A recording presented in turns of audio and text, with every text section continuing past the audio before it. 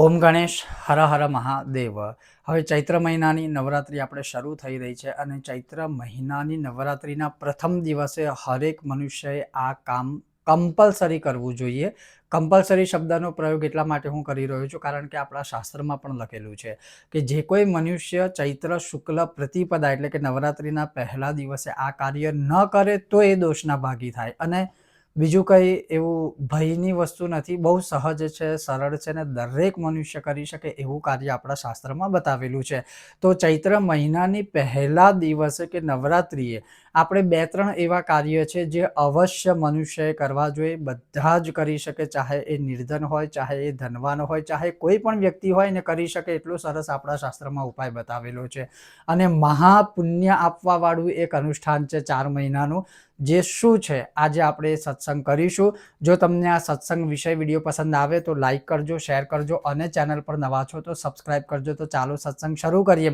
હવે સત્સંગ શું છે તો એવું કહ્યું છે કે ચૈત્ર શુક્લ પ્રતિપદાએ મનુષ્યએ સવારે બ્રહ્મ મુહૂર્તમાં ઉઠી સૌથી પહેલા તૈલમર્દન કરવું, એટલે કે પોતાના શરીર ઉપર તેલ લગાવવું, આખા શરીર ઉપર। અને એમાં જો તલનું તેલ લગાવવામાં આવે તો એનાથી લક્ષ્મીની પણ પ્રાપ્તિ થાય છે, સ્થિર લક્ષ્મીની પ્રાપ્તિ થાય, સાથે સાથે શારીરિક રોગો કોઈ પણ થવાની સંભાવના હોય એનાથી મનુષ્ય મુક્ત થાય છે। પછી કહ્યું કે તૈલમર્દન કર્યા પછી કાચા લીમડાના 1, 3, 5, 7 કે તમારી જે કેપેસિટી હોય એ પ્રમાણે લીમડાના પાન તોડેલા હોય એને શુદ્ધ જળથી ધોઈ સાફ કરી અને એને કાચા ચાવી જવાના। અને આ રીતે પછી તમે સવારે ઉઠી સવારે ઉઠી બ્રહ્મ મુહૂર્તમાં ઉઠવાનું, તૈલમર્દન કરવાનું, લીમડાના પાન ચાવવાના અને પછી શુદ્ધ જળથી તમે નોર્મલ આપણે સ્નાન કરતા હોય કે જે કંઈ દાંતણ આદિ કરતા હોય એ કરી લેવું।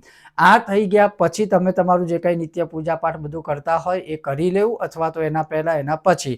હવે અહીંયા શું કહ્યું છે કે આ 4 મહિના તમે 4 મહિના સુધી પણ આ સંકલ્પ લઈ શકો છો અને પહેલા દિવસે તો મનુષ્યએ આ કાર્ય અવશ્ય કરવું। એ શું છે તો અહીંયા એવું કહ્યું છે કે પ્રપેયમ સર્વ સામાન્ય ભૂતેભ્યઃ પ્રતિપાદિકા અસ્યાહ પ્રદાનાત પિતરસ્તૃપ્યમ તુહિ પિતામહાઃ। જે કોઈ પણ મનુષ્ય આ પહેલા દિવસે પશુ, પક્ષી કે મનુષ્ય જે તરસ્યા હોય એને જો પાણી પાશે તો એના પિતૃઓ અક્ષય લોકમાં નિવાસ કરશે, એના પિતૃઓ સદૈવ માટે એ વ્યક્તિ કે મનુષ્ય ઉપર તૃપ્ત થશે અને એ વ્યક્તિને અથવા એના પરિવારને સદૈવ પિતૃઓ આશીર્વાદ આપશે। આગળ શું કહ્યું છે કે જે કોઈ પણ મનુષ્ય આ દિવસે એટલે ચૈત્ર શુક્લ પ્રતિપદાએ કોઈ પણ પોતાના ગોર બાપાને કે પોતાના શુક્લદેવને, અને કદાચ કોઈ એવું ના હોય તો શિવાલયમાં કે પાણીની પરબ આગળ માટીનો ઘડો જળથી ભરેલો મૂકી દે અને બ્રાહ્મણને આપવાના હોય તો દાનમાં આપે તો શું થાય તો એવું કહ્યું કે એશ ધર્મ ઘટો દત્તો બ્રહ્મ વિષ્ણુ શિવાત્મક અસ્ય પ્રદાનાત સકલા મમ સંતુ મનોરથાઃ।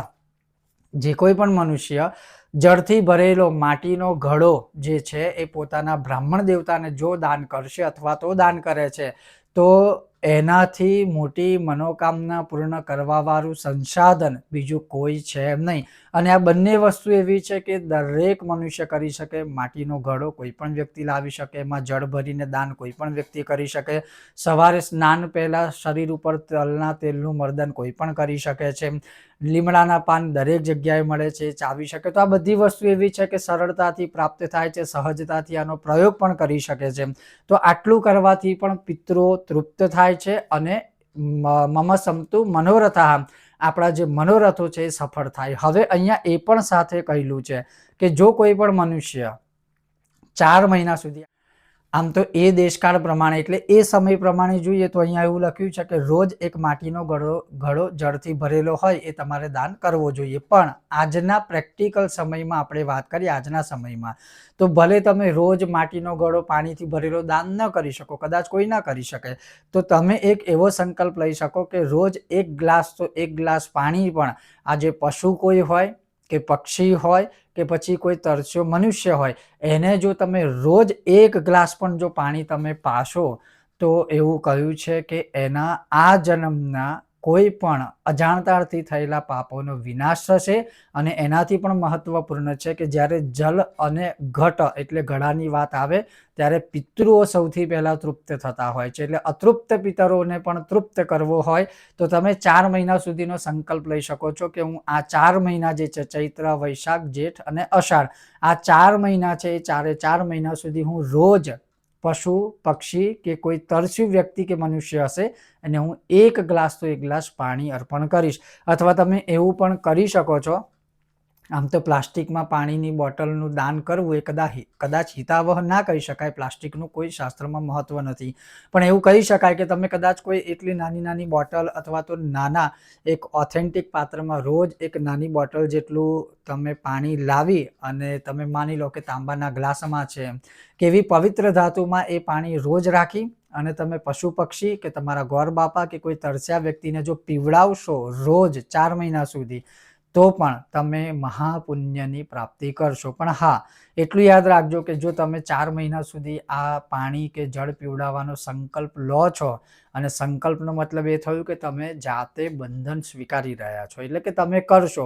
પછી સંકલ્પ લીધા પછી જો તમે કાર્ય કોઈ પણ સંયોગવશ કે બહાનાવશ તમે નહીં કરો તો પછી પાપના પણ ભાગી થશો. એટલે જો તમે 4 મહિના રોજ તમે આ કાર્ય કરવાના હોય તો સંકલ્પ લેજો, ના થઈ શકે તો સંકલ્પ નહીં લેતા, ખુશીથી કરજો. પણ બાકીના બીજા દિવસોને છોડતા હું ખાલી ચૈત્ર શુક્લ પ્રતિપદા એટલે પહેલા નવરાત્રની વાત કરું તો પહેલા નવરાત્રએ તૈલમર્દનથી સ્નાન એટલે શરીર ઉપર લગાવું, પછી સ્નાન આદિ, પછી લીમડાના પાન ચાવવા અને આ માટીના ઘડાનું દાન, આ 3 વસ્તુ જો કરશો તો પણ તમારા પિતૃઓ તૃપ્ત થશે અને તમારા મનોકામના મનોરથ છે એ બધું સફળ થશે. તો આ તમે કરી શકો છો આ પહેલા નોરતે. ઓમ ગણેશ, હર હર મહાદેવ.